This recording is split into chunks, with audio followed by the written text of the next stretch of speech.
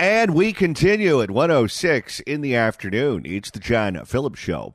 Mr. Randy Wangs in Culver City. John, in San Diego, a homeless encampment got so full of trash and then got caught on fire because homeless encampment that one resident described it as this. Looks like a garbage dump on fire. Well, that's a good way of describing it. Looks like a garbage dump on fire. And totally accurate. It's America's finest city for you. 800-222-5222 is the telephone number, 1-800-222-5222. It is our pleasure to welcome our next guest to the program. He is the author of Failed State, A Portrait of California in the Twilight of Empire, Christopher Mortiz. Christopher, welcome. Thanks, John. Nice to be here. Well, Christopher, we spend a lot of time on this program talking about the failures of government, of one-party rule here in California, where it doesn't matter what subject you're talking about, whether it is crime or homelessness or the budget or insurance or fire mitigation or water policy, whatever the case may be, the people in charge have failed us. And over the last several decades, there have been exactly zero consequences for failing at your job. The party that's in charge, the Democratic Party, continues to be reelected. They continue to expand their power and influence, and they continue to deliver bad government. Is that the conclusion that you came to in your book? So it's interesting that you framed the question in that manner, because I think it actually touches to what is the ultimate truth of my book, which is that California is a failed state to ordinary people, you know, to you, to me, to just ordinary people living our lives. But to the people who rule this state, an oligarchy, I think is accurate description. It is not failed. It is exactly as it was designed. These policies that for instance, that we attribute with like radical progressivism, they are on the surface. But who is actually behind them? It's a very small cabal of oligarchs, of a ruling elite that are intent and on, I believe, eroding a kind of a middle class, population in the state, pushing them out. We already seen that 8.5 million people have left the state in, I think, the last 10 years, and for this sort of, this sort of power behind the radicals. The goals are very much driven by a kind of like climate cult stuff, but I think it's also about destroying the idea of single-family housing, which was the sort of backbone of the California dream in the post-war period that really defined this state as the greatest state in the country and a world kind of, a world-class civilization almost in its own right. And so the policies of crime, criminal justice reform that has effectively distributed crime across across the cities and into neighborhoods that never experienced it before. Particularly like in LA, crime has shifted into the West Side, and this is never happened before. And part of that, there's a number of factors of that, but really it's the empowerment that criminals have been given by prosecutors like George Gascon, but more deeply and more systemically by folks in Sacramento and NGOs and I hate to even bring it up because it sounds cliche, but like the Soros groups, but there's others that have been hell-bent on effectively decriminalizing crime. And in fact, I argue that that the kind of core philosophy behind these policies that we have been suffering under, Prop 47, for instance, but there's others, of course, is a method of redistributing crime to areas and to people that had never been exposed to it before. And that is a form of retributive justice. It's sort of crime as reparations and an inversion of justice. And this is happening now in South Africa. It's happened many times across European history and beyond. And I touch upon these kind of parallels in my book, but I think that is what is taking place here, and what makes it such a dark story. And it's not just simply one of progressivism gone wild. I actually think it's not progressivism. I think on the surface it is, but beyond that, it's actually extreme reactionary class warfare by a plutocracy against the middle class. The book is Failed State, A Portrait of California in the Twilight of Empire. Christopher, I don't know if you saw the interview that Peter Thiel, the billionaire tech man, gave recently on a podcast. I think it was Joe Rogan, where he essentially compared the state of California to Saudi Arabia. And he said in Saudi Arabia, they have a dominant industry, which is oil. Here we have tech. And the oligarchs, who you described, are the ones that benefit primarily from that industry making money. The people at the top, the tech executives, the top employees at those companies, they all do quite well, as do the people in the oil industry and the royal family in Saudi Arabia.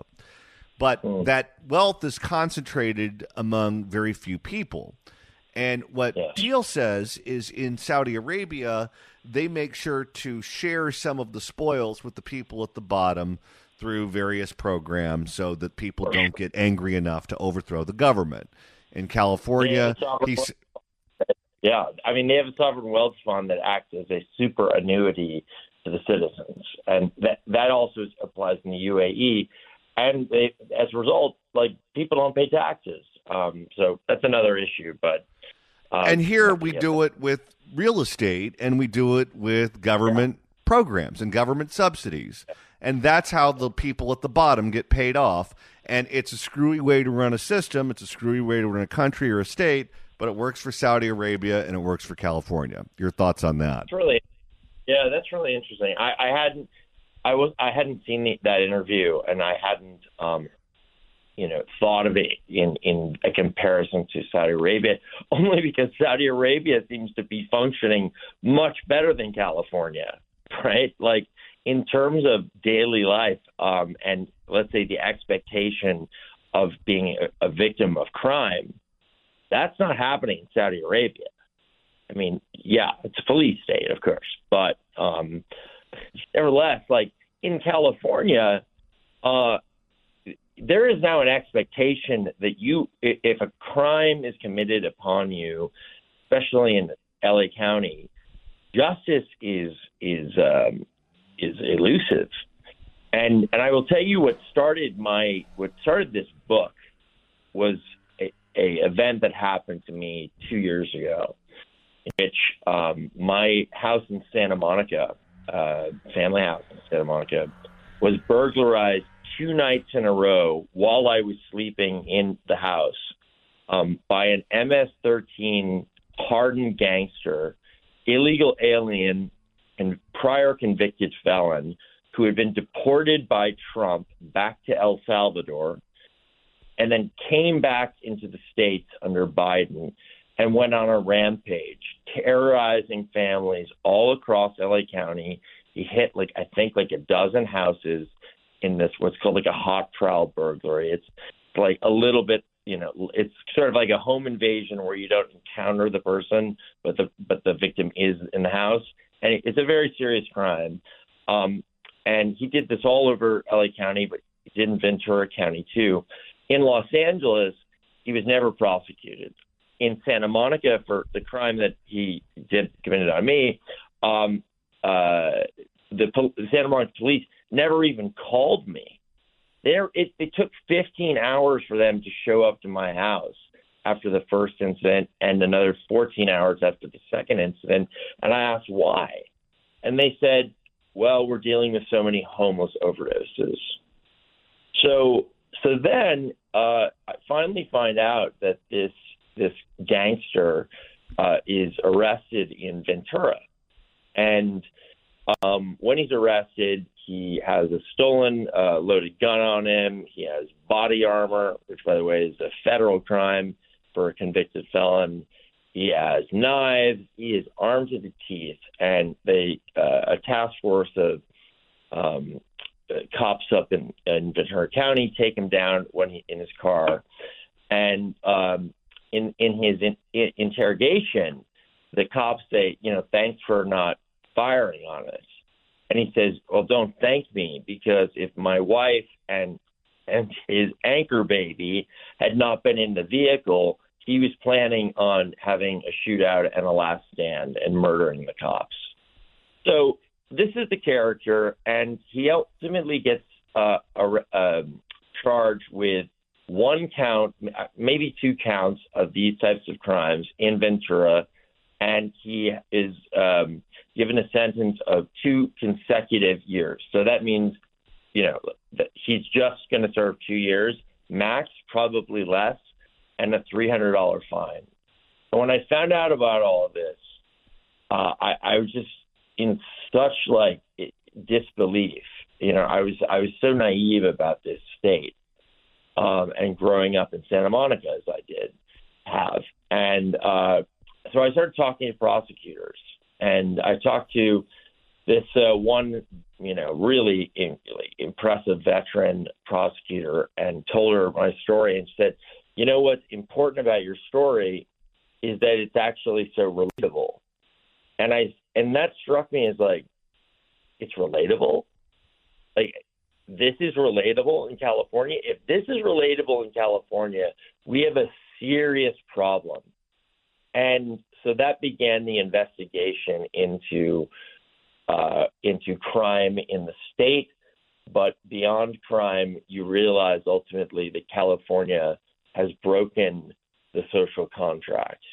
And the social contract is the notion that we give up our rights to the government, our freedoms, our taxes, whatever, in exchange for protection. And the government, the state, is supposed to have a monopoly on violence. But in California, that contract is been null and void.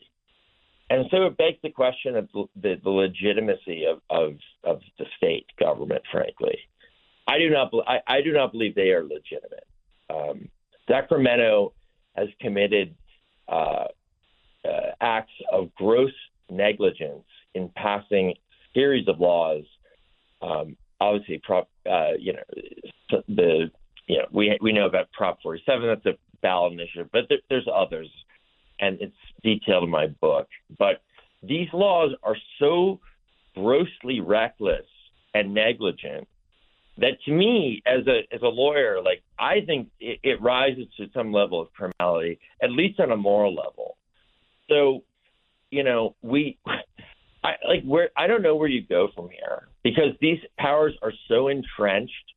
There are certain families that are so entrenched in the governance of this state, namely the Browns, the Newsoms, and the Getty family, that have been more or less running this state for 100 years. It's quite remarkable. And the power center has shifted from Southern California to San Francisco when aerospace and defense industry left Southern California, and we deindustrialized Southern California. And so now we are sort of hostage to San Francisco. Last question, and I only have about 2 minutes left. We have some candidates who have declared for governor, including Orange County Congresswoman, former Orange County Congresswoman Katie Porter. We have the former Attorney General Javier Becerra. Kamala Harris is widely expected to jump in the race at the end of summer. When at least the 2 out of 3 who were official candidates put their videos out online and did their initial press tour. All they were interested in talking about were federal issues, and they barely talked about anything local at all, including crime and homelessness and the budget and the insurance crisis and everything else. In about 90 seconds, can you tell me why you think they're doing that? Oh, simple. In California, you fail upwards. So if you get into the system, Kamala Harris is the best example. She's a complete failure. She always has been. I've gotten to know, as a friend, Steve Cooley, the last real Republican DA of Los Angeles from 2000 to 2010, and he ran against Kamala Harris for Attorney General in 2011, lost very narrowly. But what the sense I got from him, certainly from about his impression of Kamala Harris, and this has been corroborated by others, is that she's a perfect example of someone who her skill set was to penetrate the elite circles, get into this, this sort of oligarchic milieu in which you are put on a pathway to advance up the ladder, and failures really don't matter. It just doesn't matter. It's superficial. It is image. Gavin Newsom is the perfect example. Gavin Newsom is like the ultimate archetype of this. He's the avatar of the moral bankruptcy of this state. And I mean, let's face it, is Gavin talking about California? No. Gavin's running a podcast to make himself seem more moderate so he can run for president. That's it.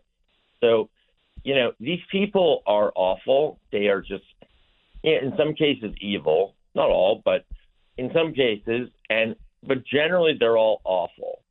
And all right. Yeah, I don't know. It's a sad situation. The book is Failed State, A Portrait of California in the Twilight of Empire, available online at Amazon.com. The author is Christopher Mortiz, who was also our guest today. Christopher, thanks so much for joining us. We appreciate your time.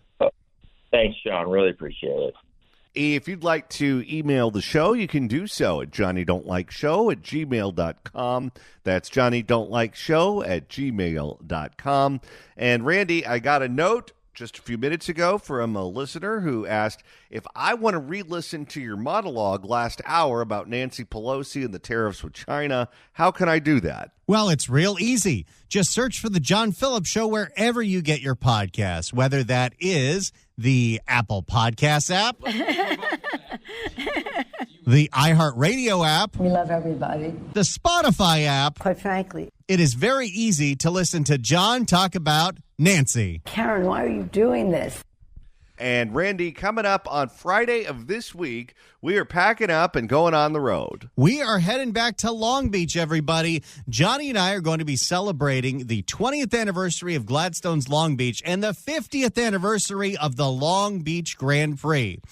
Friday, April 11th from noon to 3, it's going to be Fan Free Friday, and we're going to be broadcasting live from Gladstone's on the Rainbow Harbor in Long Beach. Now, you have to have a ticket to get into Fan Free Friday, but it's a free ticket. But you have to get them at very specific places because they were giving them away at SoCal newspapers for a while. But if you don't have a ticket for Fan Free Friday, you can get them at O'Reilly Auto Parts, King Taco, and participating 7-Elevens. But call first to make sure they have them if you plan on going to the event. But we'll be there from noon to 3 on Fan Free Friday at Gladstone's in Long Beach. It's beautiful out there. The food is incredible. And hey, look at this. Gladstone, San Diego coming to Seaport Village this fall. Listen to me very closely. Everyone in Southern California who's not going to Coachella is going to Long Beach this weekend. It's the biggest event of the year for Long Beach. It is huge. We found out yesterday that you need a ticket, one of these free tickets, but you need a ticket to get where we're going, which is Gladstone's, on Friday. If you do not have a ticket, do not come down there because they will not let you park. They will not let you in. So have a ticket and come enjoy the show, or stay away and go enjoy Gladstone's on a different day, because Long Beach is going to be the epicenter of Southern California this weekend.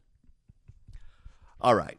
We talk about all the various politicians in California who have podcasts who are trying to get their message out. Gavin Newsom has two, and the former district attorney of Alameda County, Pamela Price, has one. And Randy, that podcast has gone off the rails. She called me a crime boss.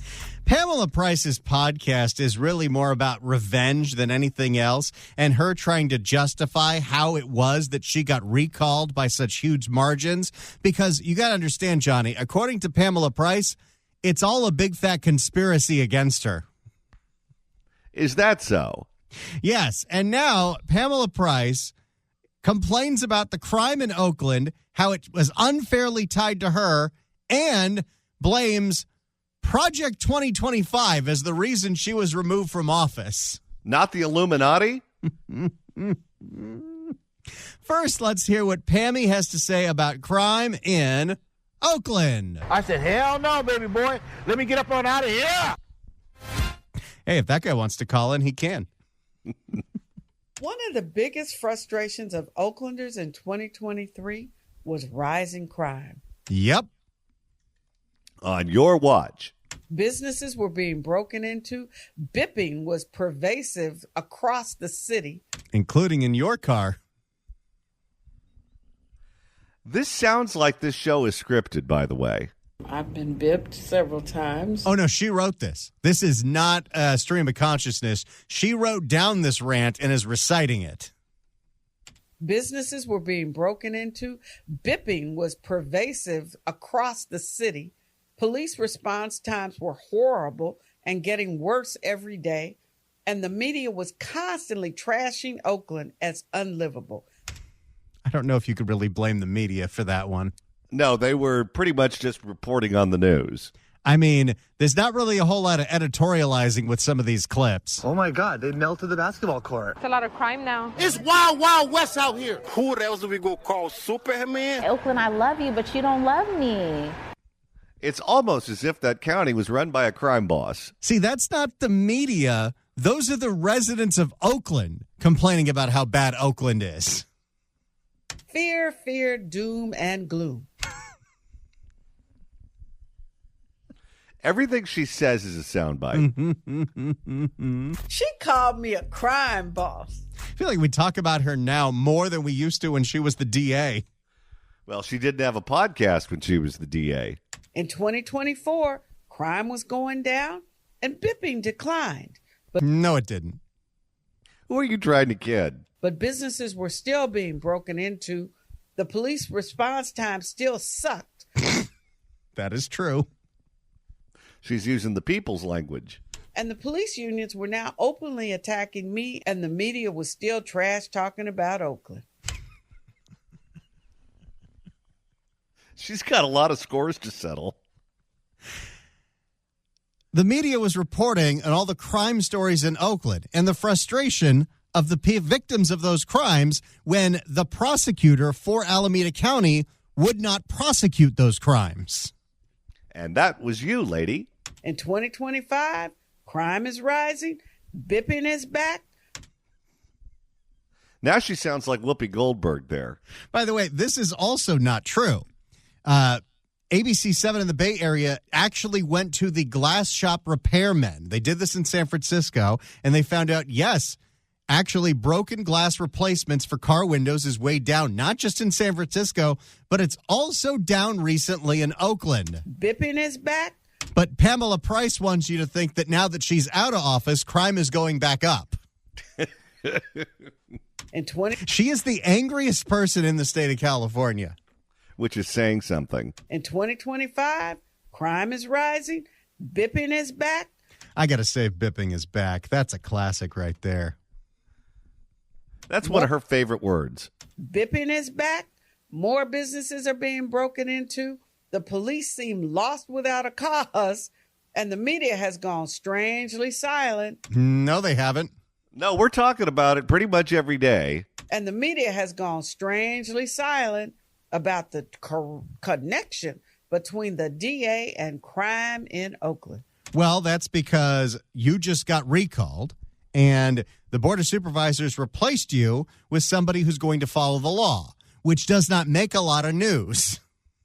No, and it also takes a little time for word to get out to all the criminals that you were gone and someone else is there. So the question is, was it really about crime, or was it a political takeover of the oligarchy in Oakland? All right, Johnny, do you have a tinfoil hat ready? Okay, let me put it on. Everyone at home, if you're not driving, get out the Reynolds wrap. Which brings me to Project 2025, the Heritage Foundation's blueprint for a conservative administration, now known as the Trump administration. What does this have to do with pissed off people in Oakland that recalled you? Okay, so Project 2025 was all about recalling a DA in Alameda County, California. Yes.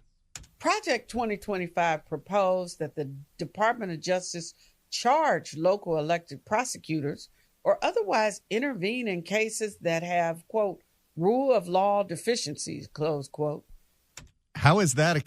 That seems pretty common sense. Yeah, that's what they have to do when these locals won't enforce the law. And in fact, what's supposed to happen in the state of California is when a local DA is not doing their job, the state AG is supposed to jump in and take over. The problem that we have is the state AG is compromised. To go big and to go strong. He's just as bad as her. Meaning decisions or policies that they perceive do not follow the letter of the law, like declining to prosecute low-level offenses like marijuana possession or first-time shoplifting cases, or not charging every juvenile as an adult, or... But that literally means that you're not following the law. And by the way, maybe we missed it. Are the feds stepping in and prosecuting people for shoplifting?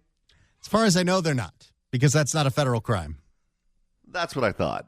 Not adding gang enhancements to every crime. Yes, but the gang enhancements are statutory. This is all you not following the law. Or not charging life without the possibility of parole or even death penalty. Project 2025 proposed that the DOJ should remove local prosecutors. You weren't removed by a Department of Justice, which, by the way, didn't get into office until you already got kicked out of yours. It was the people of Alameda County who dumped you. I mean, is this just straight up denial? You think? Does she forget what happened in November? Because we remember. Well, and before they even got to vote to kick her out, they had to sign the petitions so it would appear on the ballot. Who, quote, refuse to prosecute criminal offenses in their jurisdictions, close quote. Project 2025 called for the DOJ to, quote, restore law and order, close quote, in jurisdictions that supposedly have a crime problem because of the local policies of the DA. You mean like Alameda County? Yeah, had you survived the recall, you may have been on their list. Now that we have achieved the goals of Project 2025 in Alameda County. She's completely unhinged. She is. This is a very interesting world that we're in now, because it used to not be so simple for someone who's crazy with a grudge to have a platform. But now, because anyone can have a podcast, she's got some getting even to do with pretty much everybody. And you know what's funny is sometimes when public officials have a fall from grace, they drink too much, they take some drugs, they do something they shouldn't be doing. She doesn't sound like she's drunk, and she doesn't sound like she's on drugs.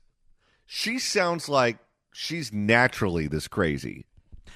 Pamela Price then moves on to explain the mission statement of progressive prosecutors like her, which have been getting kicked out of office lately, like George Gascon and Pammy Price and Chesa Boudin.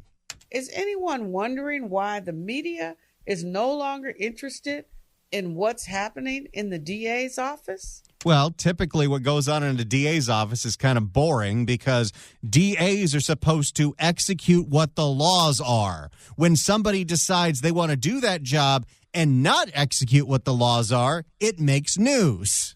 Yes, you were kind of a man bites dog story because you were the DA and you were the one who was advocating for criminals. She called me a crime boss. One reason is that black women are not interchangeable. What? What does that have to do with anything? She thinks that because the Board of Supervisors appointed a black woman to fill her job, that for some reason that's racist? Well, if they were to have replaced her with a white guy or an Asian guy or a Hispanic guy or a Hispanic woman or whatever, she would have said it was racism that was the motivating factor. I was part of a movement of progressive prosecutors targeted by Project 2025. Nope, it wasn't Project 2025, Pammy. Everyone pretty much hated you. Let's do a little history lesson. Chesa Boudin gets elected the DA of San Francisco, destroys the city. The citizens rise up and recall his ass. You get elected the DA of Alameda County. You destroy the county. The citizens rise up and recall your ass. George Gascon moves to Los Angeles to run for DA there, wins. Recalls don't work because the people running the recalls were crooked, but when an election came up, he was thoroughly handed his resignation papers. None of that had to do with some movement at the federal government. No, in fact, wasn't Joe Biden in office when all of that happened? Yes. None of the people who she's alleging took her out of power were in power in 2024 or 2023. Buy a calendar, lady.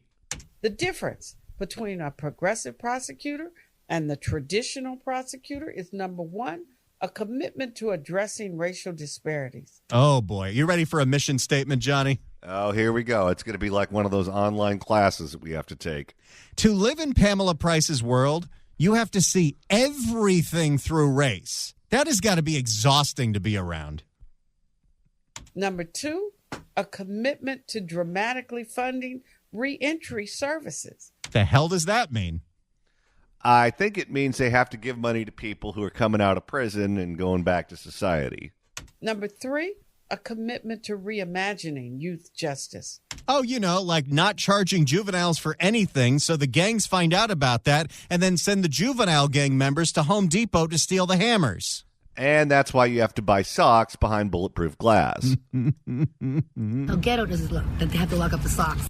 Number four, a commitment to police accountability. Because, of course, the real perpetrators are the police. That's right. The person stealing the socks, they're the victim. The cop arresting that person, they're the problem. We have sound of Pamela Price where she said, you got to understand, many times the suspects are actually the victims.